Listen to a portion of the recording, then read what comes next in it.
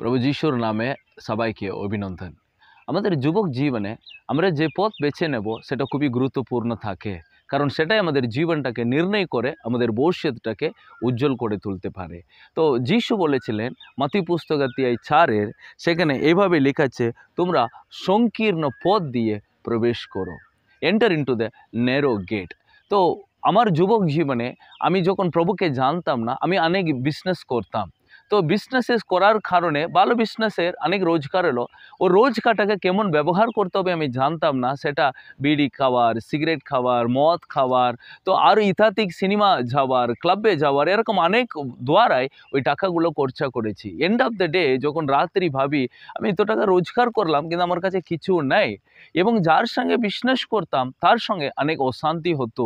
তো তাতে একটা বিজনেস বন্ধ হয়ে আরেকটা বিজনেস করতাম, এখানেও সে একই পরিস্থিতি, সেইভাবে অশান্তি, যেভাবে টাকা খরচা হতো, এইভাবে করে আমার বিজনেস হতো, কিন্তু আমার লাইফে আমি কিন্তু ঠিক নির্দিষ্ট পথে দৌড়াতাম না। একটা বিজনেস বন্ধ হলে আরেকটা বিজনেসে চিন্তা করতাম। কিন্তু যখন আমি প্রভুকে জানলাম, প্রভুর কাছে এলাম, এই বাক্যটা যখন পড়ছি, সো প্রভু আমার জন্য একটা নির্দিষ্ট পথ খুলে দিলেন। প্রভুর উপরে নির্ভর করে যখন চলি, প্রভু আমাদেরকে গাইড করেন। সো যীশু খ্রিস্টের আসার পরে যখন আমি যা কিছু করেছি তাতে কখনো আমি খারাপের পথে যাইনি। হ্যাঁ, রোজগার করেছি, কিন্তু সেই রোজগার কোনোদিনও আমি খারাপের পথে ব্যবহার করিনি। সো প্রিয়, কারণ যিশুর কাছে আমার জীবনটাকে আমি সমর্পণ করলাম, তিনি আমাকে গাইড করতে শুরু করলেন। কারণ এখানে লেখা আছে তুমি আর সংকীর্ণ পথ দিয়ে প্রবেশ করো। হ্যাঁ, প্রভুর উপরে যখন আমরা নির্ভর করি, আপনি দেখবেন পিছনে একটা রাস্তা যাচ্ছে, এই রাস্তাটা দেখে মনে হবে এটা সেফ রাস্তা, কারণ অনেক সাপ থাকতে পারে, অনেক শিয়াল আসতে পারে।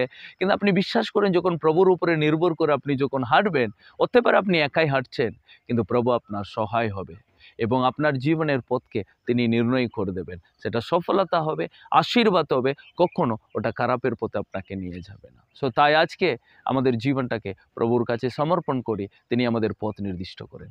God bless you.